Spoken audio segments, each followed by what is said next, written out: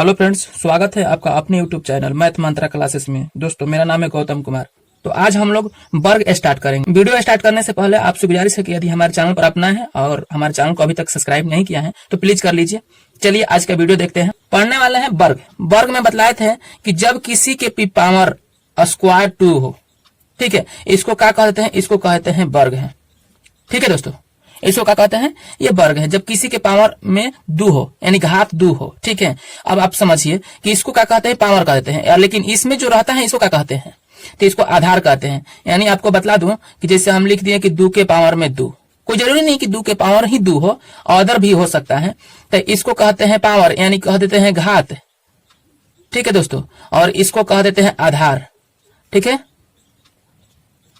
आधार। ठीक है दोस्तों, तो चलिए लिखते हैं।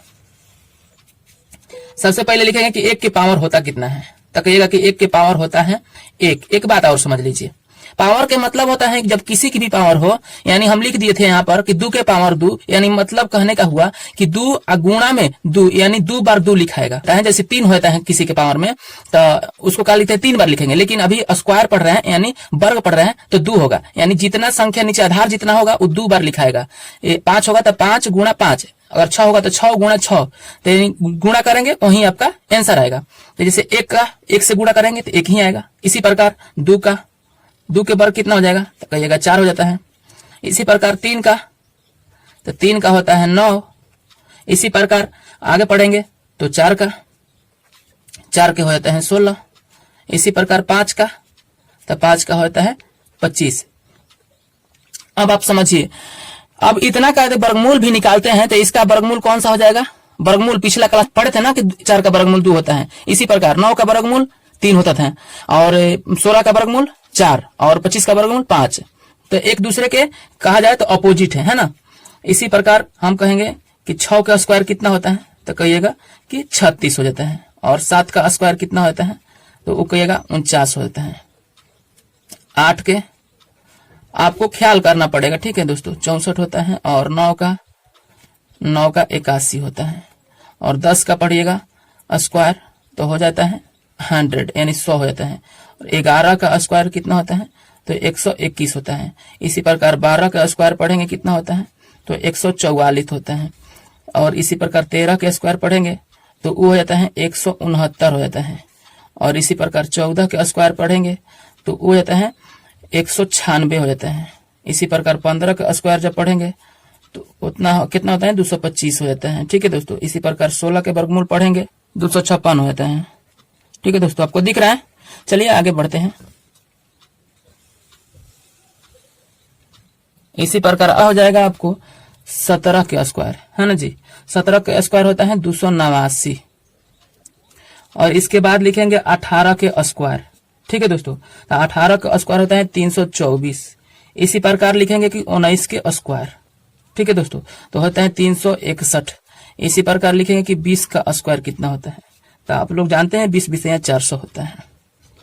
आगे लिखेंगे कि 21 का स्क्वायर कितना होता है? 21 का स्क्वायर 441 होता है। ठीक है, ये 41 है।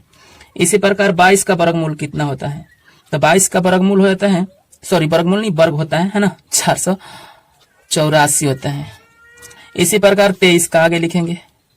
ठीक है दोस्तों, 23 का होता है 529 होता है।